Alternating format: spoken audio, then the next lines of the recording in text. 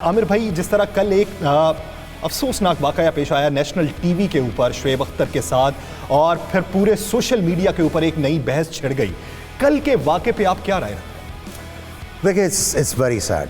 और शोएब अख्तर का अपना स्टेचर है पाकिस्तान क्रिकेट में। उन्होंने बहुत ज़बरदस्त तरीके से पाकिस्तान क्रिकेट को सर्व किया है और अभी भी सर्व कर रहे हैं। और ठीक है, Shoaib Akhtar is an aggressive sort of a personality, लेकिन एंकर का काम होता है कि अपने शो को कंट्रोल करें और एंकर का काम होता है कि उसने गेस्ट से ज़्यादा जो निकालना है और ख़ुद उसने काम रहना होता है, ख़ुद अपना टेम्पर नहीं लूज़ करना।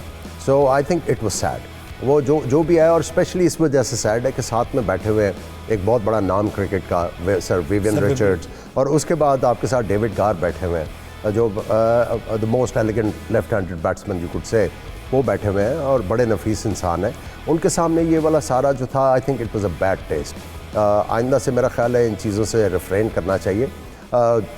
दोनों तरफ जो है लोग जो है एक्सपीरियंसड है, शोएब भी एक्सपीरियंसड है, उसके बाद डॉक्टर नुमान भी काफ़ी एजुकेटेड इंसान है, उठना बैठना उनको आता है। और ये जो सारा एपिसोड हुआ है, it's not right. Abdul Ghaffar, आप क्या राय रखते हैं कि आप स्पोर्ट्स जर्नलिस्ट हैं, सहाफ़ती नज़र से आप कैसा देखते हैं कि कल के वाक़े को लेकर जिस तरह इंडिया के अंदर तूफ़ान बदतमीज़ी बरपा है, बातें हो रही हैं पाकिस्तान के नेशनल टीवी चैनल के ऊपर, उसके एंकर के ऊपर, इससे कैसा तासुर जाता है? देखिए, आमिर भाई बिल्कुल ठीक कह रहे थे कि बतौर एंकर आपकी जिम्मेदारी होती है। मैं खुद भी अपना शो कंडक्ट करता हूँ डेली, तो यही हमारा मेन जॉब होता है कि हम अपने तमाम जो शो के मामलात हैं, रन डाउन है, गेस्ट से बात करना है, जितने मामलात हैं वो बड़ी प्रोफेशनली हैंडल कर लें।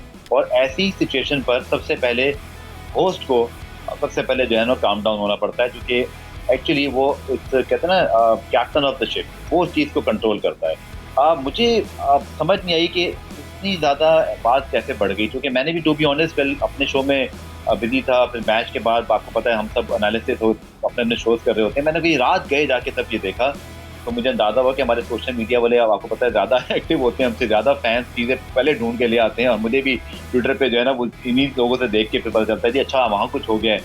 अब मुझे ये लगता है कि आमिर भाई को भी बहुत अच्छी तरह पता है कि डॉक्टर नौमान नियाज बड़े रिस्पेक्टेड हैं, बहुत पुराने गरीब बात है पाकिस्तान टीम के साथ टूर किए हुए, PTV के साथ वाबस्ता रहे हैं।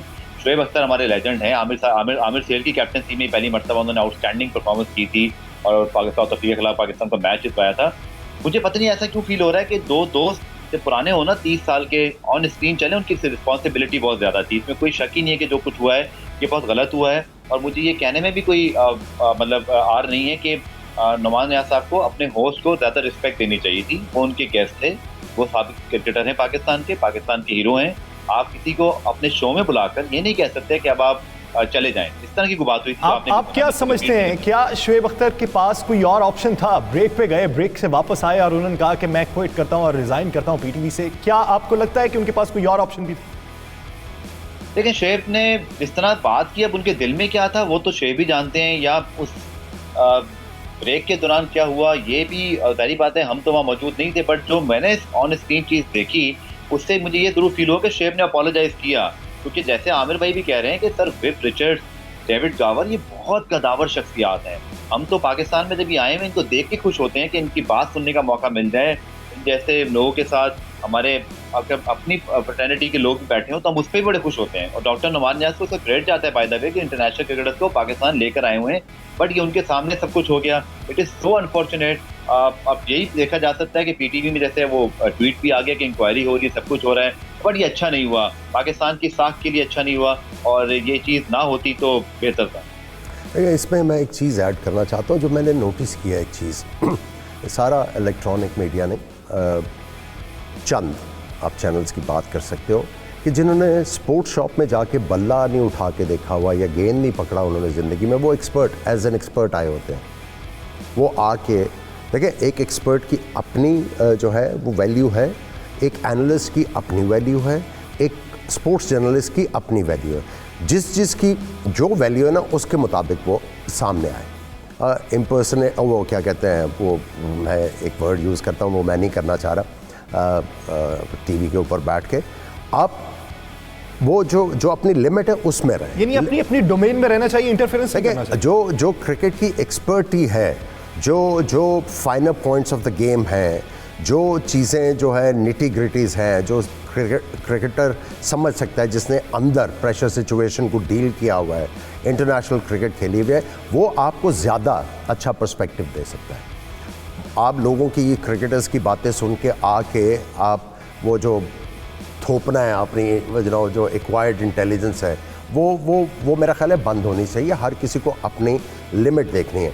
अब देखें, डॉक्टर नुमान की क्रिकेट जो हिस्ट्री की नॉलेज बहुत ज़्यादा है, ठीक है, क्रिकेट भी उन्होंने थोड़ी बहुत खेली होगी, लेकिन जब आप एंकरिंग कर रहे हैं तो आपने अपने आप को लिमिट करना है।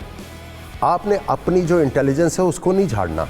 आप अपने क्वेश्चन में अपनी इंटेलिजेंस जो है उसको शो कर दें, लेकिन जो उनके मुंह से अल्फाज निकलेंगे दे हैव द वैल्यू। मैं खुद बड़ा मोहतात हो रहा हूँ। नहीं, आप देखें, आप भी अपने लिमिट में रह रहे हैं ना, आप अपनी लिमिट में रह के सारा कुछ कर रहे हैं, एवरीथिंग इज़ गोइंग फाइन। अब आप आके ये कहना शुरू कर दें कि जी वो जरा फिंच है ਉਹਦੀ ਤੇ ਟੈਕਨੀਕ ਹੀ ਨਹੀਂ ਚੰਗੀ, ਉਹਦੀ ਤੇ ਲੱਤ ਇੱਧਰ ਜਾਂਦੀ, ਉਹਦੀ ਲੱਤ ਇੱਧਰ ਆਉਂਦੀ, ਉਹਦਾ ਬੱਲਾ ਇੱਧਰੋਂ ਆਉਂਦਾ है, तो बात ख़त्म होगी ना। आपको जो लोग देख रहे होंगे वो कहेंगे ये किधर जा रहे हैं अभी। सो हर किसी को अपनी डोमेन और अपनी लिमिटेशन में रहकर करना चाहिए। इससे पहले कि मैं मैचेस पे बात करूं, एक आखिरी सवाल इससे रिलेटेड, क्या आप ये समझते हैं कि डैमेज कंट्रोल किसी तरीके से हो सकता था? क्योंकि मसला तो अभी भी उसी जगह बरकरार है कि इतने बड़े स्टार्स के सामने जो गैर मुल्की भी बैठे हुए हैं, अपने मुल्क के भी वहाँ पे मौजूद हैं। आई थिंक ब्रेक में जब गए हैं तो उसी वक्त सॉर्ट आउट कर लेना चाहिए था। उसी वक्त एंकर का काम था, उसको रियलाइज़ हो जाना चाहिए था कि मेरे से गलती होगी, मैं शो कर रहा हूँ और मुझे ये नहीं कहना चाहिए था, because he was anchor at that time, और उनने शो को कंट्रोल करना है। अब ये देखें, लोग रिलक्टेंट होंगे उनके साथ बैठने के लिए। अब यार ये तो किसी टाइम भी आपको बेइज्जत कर सकता है, सो अब रिलक्टेंसी आएगी। उनको ब्रेक में इसको सॉर्ट आउट करना चाहिए था, अपोलोजाइज़ कर लेते, क्या फ़र्क पड़ता है भाई। शोएब अख्तर इंसान बड़ा होता है, गलती अगर आप एडमिट कर लो, वो बताता है कि आपका कैरेक्टर कितना स्ट्रांग है। ब्रेक में कर लेते सॉर्ट आउट।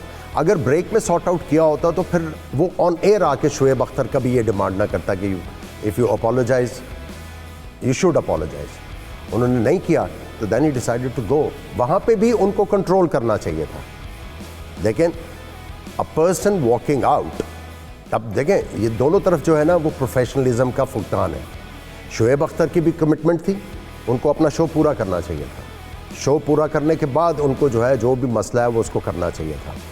और अगर डॉक्टर नुमान को भी थोड़ा सा अपना कैरेक्टर शो करना चाहिए था। गलती मानने में कोई हर्ज नहीं होता।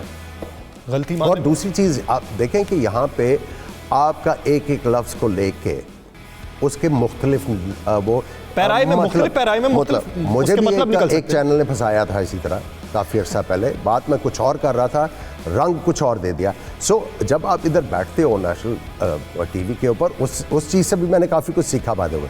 सही कि भाई अब आप पे जो अल्फाज आपने चूज़ करने हैं वो उनमें वेट भी होना चाहिए, और आपने किसी को ऑफेंड भी नहीं करना।